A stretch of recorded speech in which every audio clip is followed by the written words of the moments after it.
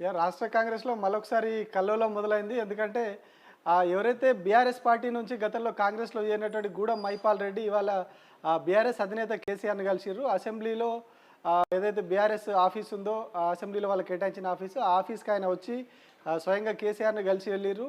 అయితే ఆయన తమ్ముడి కూతురు పెళ్లి కోసం కార్డ్ ఇవ్వడానికే వచ్చిండని చెప్పి చెప్తా ఉన్నారు. కానీ బయట మాత్రం రాజకీయంగా చర్చ మొదలైంది.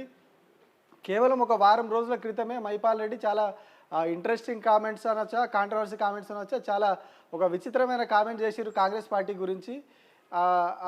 అదొక డాష్‌లో పార్టీ అని చెప్పేసి ఆయన మాట్లాడిర్రు ఆ రోజు. పబ్లిక్‌గా కెమెరాలో రికార్డ్ అయింది, సోషల్ మీడియాలో వైరల్ అయింది. అంతా జరిగింది. ఆయన అంతా ఓపెన్‌గా మాట్లాడిర్రు కాంగ్రెస్ పార్టీ గురించి. అంత సీరియస్ కామెంట్ చేసిర్రు. జస్ట్ అదొకటే ఆ రోజు బయటకొచ్చింది. బట్ ఆయన ఆ రోజు ఇంకా చాలా కామెంట్ చేసిర్రు. కాంగ్రెస్ పార్టీ గురించి చాలా మాట్లాడిర్రు. అసలు కాంగ్రెస్ పార్టీతో నాకు సంబంధం లేదు అని కూడా ఆయన ఆ రోజు చెప్పిర్రు అని చెప్పి అక్కడికెళ్ళిన వాళ్ళన్నారు. బట్ ఆ తర్వాత కాంగ్రెస్‌తో కూడా అంటముట్టనట్టే ఉంటున్నారు. అంతకుముందు కూడా అదే జరిగింది. కాటా శ్రీనివాస్ వర్గం వాళ్ళు ఒకసారి ఆయన ఆఫీస్‌కెళ్ళినప్పుడు ఎందుకు పెట్టుకోవాలి, నేను రేవంత్ రెడ్డి ఫోటో ఎందుకు పెట్టుకోవాలి, నేను కేసీఆర్ ఫోటోనే పెట్టుకుంటా, నా ఇంట్లో కూడా ఉంటుంది అని చెప్పి ఆ రోజు కూడా చెప్పిర్రు.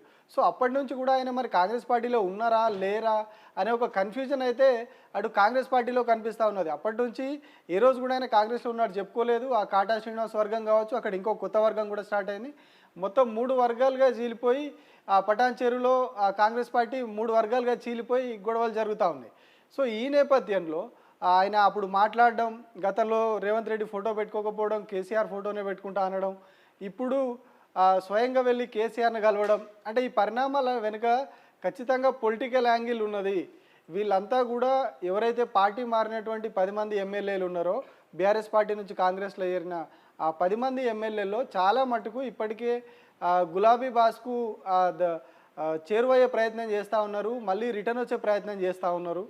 కాంగ్రెస్లో ఎక్కడ కూడా వాళ్ళకు ఫ్రీడమ్ అనొచ్చు, లేకపోతే నిధుల విషయంలో కావచ్చు, వాళ్ళకు గతంలో ఇచ్చినటువంటి హామీలు, అట్లాగే వాళ్ళ కేడర్కి ఇచ్చినటువంటి పదవులు, ఇవన్నీ ఇస్తామని చెప్పినటువంటి పదవులు, ఇవన్నిటి విషయంలో ఏ ఒక్కటి కూడా ఫుల్ఫిల్ కావట్లేదు. పైగా జస్ట్ 15 నెలల్లోనే కాంగ్రెస్ గవర్నమెంట్ మీద చాలా వ్యతిరేకత వచ్చింది. వీళ్ళు పార్టీ మారి అందులో చేరి ఏదో సాధిద్దాం అనుకుంటే రివర్స్లో ప్రజల్లోకి వెళ్ళినప్పుడు వాళ్ళ నుంచే వ్యతిరేకత వస్తూ ఉన్నది. ఎక్కడికి వెళ్ళినా కూడా ప్రజలు నిలదీసే పరిస్థితి. సో గతంలో కూడా కాంగ్రెస్ పార్టీ నుంచి, తెలుగుదేశం నుంచి బీఆర్ఎస్లోకి వచ్చిర్రు ఎమ్మెల్యేలు. బట్ అట్లా వచ్చినప్పుడు వాళ్ళకు ఈ స్థాయిలో ప్రజల నుంచి వ్యతిరేకత రాలేదు. కానీ ఇప్పుడు కేవలం 15 నెలల్లోనే బీఆర్ఎస్ నుంచి కాంగ్రెస్లో వెళ్ళిన ఎమ్మెల్యేలకు కావచ్చు, కాంగ్రెస్లో గెలిచిన ఎమ్మెల్యేలకు అందరికి కూడా ప్రజల్లో వ్యతిరేకత వస్తూ ఉన్నది. ఎక్కడ కూడా వెళ్ళలేని పరిస్థితి ఉన్నది. సో అందుకే వీళ్ళందరూ కూడా మళ్ళీ వెనక్కి వచ్చే ప్రయత్నాలు చేస్తూ ఉన్నారు. కాంగ్రెస్కు హ్యాండ్ ఇచ్చేసి వెనక్కి వచ్చేయడం అనే ఆ ప్రాసెస్లో భాగంగానే కేసీఆర్ను కలవడం అని చెప్పి చెప్తా ఉన్నారు. అందుకే కొద్ది రోజుల క్రితం బండ్ల కృష్ణమోహన్ రెడ్డి కూడా అదే పని చేసిర్రు. ఆయన కాంగ్రెస్ వాళ్ళు ఫ్లెక్సీల్లో ఈయన ఫోటో పెట్టి పెడితే నాకు సంబంధం లేకుండా నా ఫోటోలని కాంగ్రెస్ ఫ్లెక్సీల్లో పెట్టిరు, కొందరు నన్ను బదనాం చేస్తూ ఉన్నారని చెప్పేసి ఆయన స్వయంగా పోలీసులకు కంప్లైంట్ కూడా ఇచ్చారు. అది ఎఫ్ఐఆర్ కూడా అయింది. అంటే ఎందుకు మరి వీళ్ళు కాంగ్రెస్ పార్టీ అని చెప్పుకోవడానికి ఎందుకు భయపడతా ఉన్నారు? ఆల్రెడీ ఏదైతే సుప్రీంకోర్టులో నడుస్తున్న కేసు ఏదైతే ఉన్నదో అది 100% వేటుపడే అవకాశాలే ఉన్నాయి. సో అదైతే తప్పదు. మరి దాని నుంచి తప్పించుకోవడానికే వీళ్ళు కాంగ్రెస్ పార్టీకి దూరంగా ఉంటుర్రా, లేకపోతే ఇటు వెనక్కి వెళ్ళిపోయే ప్రయత్నాల్లో ఉన్నారా అనేది చర్చ జరుగుతూ ఉన్నది. వాస్తవానికి వెనక్కి వచ్చినా ఆల్రెడీ అక్కడ సుప్రీంకోర్టులో కేసు నడుస్తూ ఉన్నది కాబట్టి వీళ్ళు వెనక్కి వచ్చినా అక్కడనే ఉన్నా వేటుపడక తప్పదు. సో మళ్ళీ కాంగ్రెస్లో ఉండి ముందుకెళితే గెలుస్తామా లేదా అనే భయం చాలామందిలో ఉంది. అందుకనే ఒకవేళ రాజీనామా సుప్రీంకోర్టు తీర్పు తర్వాత వేటు పడినా కూడా ఆ వేటు పడితే ఆ పదవి కోల్పోయిన తర్వాత మళ్ళీ పోటీ చేసే టైంలో మళ్ళీ బీఆర్ఎస్లోకి వచ్చి వాళ్ళే పోటీ చేయడమా, లేకుంటే వాళ్ళ దగ్గర వాళ్ళకు టికెట్లు ఇప్పించుకొని వాళ్ళు నిలబడే ప్రయత్నాలు చేయడమా, ఇట్లా ఒక పొలిటికల్ గేమ్లో భాగంగానే ఇదంతా జరుగుతూ ఉన్నట్టుగా కనిపిస్తూ ఉన్నది. అందుకే వీళ్ళందరూ కూడా మేము బీఆర్ఎస్లోనే ఉన్నామని కొందరు చెప్పుకోవడం, మేము కాంగ్రెస్లో లేము అని కొందరు చెప్పుకోవడం, అంటే ఆ చెప్పుకోవడం కూడా కాంగ్రెస్లో లేము అని చెప్తా ఉన్నారు కొందరు, బట్ బీఆర్ఎస్లో ఉన్నామని చెప్పట్లేదు. ఈ మైపాల్ రెడ్డి అయితే స్వయంగా చెప్పారు, నేను కేసీఆర్ ఫోటో బరాబర్ పెట్టుకుంటా, రేవంత్ రెడ్డి ఫోటో పెట్టుకోను అని కూడా చెప్పారు. సో అంటే ఆయన కంప్లీట్గా కాంగ్రెస్ పార్టీకి దూరంగానే ఉన్నారు. సో ఇంకా ఇప్పటికైతే వీళ్ళిద్దరు బయటపడ్డారు. నెక్స్ట్ ఇంకా ఎవరెవరు ఇట్లా బయటకు వస్తారు, ఏం జరగబోతా ఉన్నది కాంగ్రెస్ పార్టీలో, ఇదంతా కూడా చాలా కాంగ్రెస్ పార్టీలో ఉన్న వాళ్ళకు కూడా అర్థం కాని పరిస్థితి. అర్థం కాకపోవడమే కాదు, ఇంకొక టెన్షన్ కూడా పట్టుకుందట వాళ్ళకి. ఎందుకంటే త్వరలో ఎమ్మెల్యే కోట, ఎమ్మెల్సీ ఎన్నికలు ఉన్నాయి. సో వీళ్ళు సఫిషియెంట్ నెంబర్ ఉంది, 65 మంది ఎమ్మెల్యేలు వాళ్ళు, ప్లస్ ఇప్పుడు 10 మంది వీళ్ళు వచ్చిర్రు, టోటల్గా 75 మంది ఎమ్మెల్యేలు ఉన్నారని చెప్పేసి ఆ భరోసాతోటి వాళ్ళ అభ్యర్థులను పెట్టేసుకున్నారు. బట్ ఈ టైంలో ఎవరైతే వీళ్ళు 10 మంది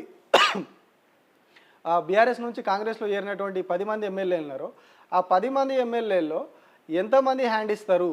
ఎందుకంటే ఇప్పుడు వీళ్ళకున్న సంఖ్యాబలంతో వీళ్ళు ఇచ్చినటువంటి ఆ 4-5 సీట్లు గెలిచే పరిస్థితి లేదు. ఎందుకంటే ఇంకా కొన్ని ఓట్లు అదనంగా అవసరం పడతాయి వీళ్ళకి. కాంగ్రెస్ పార్టీ టికెట్లు ఇచ్చిన, కాంగ్రెస్ పార్టీ నుంచి నామినేషన్ వేసినటువంటి అభ్యర్థులకి, అట్లా కమ్యూనిస్ట్ ఒకరు ఉన్నారు.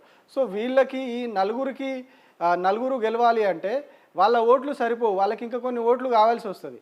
సో అట్లాంటి తరుణంలో ఈ ఉన్నవాళ్ళు కూడా ఎవరైతే వీళ్ళు 10 మంది మా దగ్గరే ఉన్నారు బీఆర్ఎస్ నుంచి వచ్చిన వాళ్ళు అని వీళ్ళు ఏదైతే క్యాలిక్యులేషన్ చేసుకుంటా ఉన్నారో, ఆ 10 మందిలో కొందరు హ్యాండ్ ఇచ్చినా కూడా అక్కడ ఎఫెక్ట్ పడుతుంది. ఎంఐఎం వేసినా కూడా ఇక చచ్చి చెడి వాళ్ళ రహస్య దోస్తాన బయట పెట్టుకొని బీజేపీ వాళ్ళు వేసినా కూడా గెలిచే పరిస్థితి లేదు అక్కడ.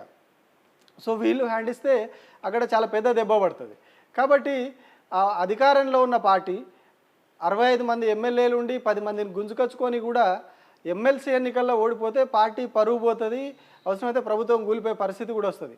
సో అట్లాంటి పరిస్థితులు ఏమైనా రాబోతున్నాయా అంటే ఈ 10 మంది హ్యాండ్ ఇచ్చేసి 10కి 10 మంది పక్కకు తప్పుకుంటే చాలా వరకు సైలెంట్ అయిపోయి ఎవరు కూడా పెద్దగా, ఒక కడియం శ్రీహరి మినహా ఎవరు కూడా పెద్దగా బయట కనిపించట్లేదు. కాంగ్రెస్ పార్టీలో చేరినటువంటి ఎమ్మెల్యేలు కాంగ్రెస్ కార్యక్రమాల్లో కూడా పెద్దగా హడావుడి చేయట్లేదు వాళ్ళు. సో అంటే వీళ్ళు ఒకవేళ 10లో 7-8 మంది హ్యాండ్ ఇచ్చినా కూడా కాంగ్రెస్ పార్టీకి ఈ ఎమ్మెల్సీ ఎన్నికల్లో తిప్పలు తప్పాయి. సో మరి వీళ్ళు ఆ వ్యూహంతో ఏమైనా ముందుకెళ్తా ఉన్నారా, లేకపోతే కాంగ్రెస్ పార్టీకే ఓటేసి కాంగ్రెస్ వైపునే ఉండి కేవలం సుప్రీంకోర్టులో ఆ కేసును వీక్ చేయడానికి, అంటే వీళ్ళు కాంగ్రెస్ పార్టీలో లేరు, చేరలేదు అని చెప్పి వీళ్ళు ఒక ఎవిడెన్స్ కింద దీన్ని కోర్టుకు సమర్పించడానికి ఇట్లా ఏమన్నా ఈ రకంగా రాజకీయం నడుస్తూ ఉందా, లేకపోతే ఎమ్మెల్సీ ఎన్నికల్లో ఏదైనా ప్రభుత్వానికి జలకిచ్చే దిశగా ఏమన్నా రహస్య ప్లాన్ ఏమన్నా అమలు చేస్తురా అనేది అటు కాంగ్రెస్ పార్టీకి అర్థం అవ్వట్లేదు, చాలామంది మిగతా పార్టీల వాళ్ళకు కూడా అర్థం కాని పరిస్థితి ఏర్పడ్డది.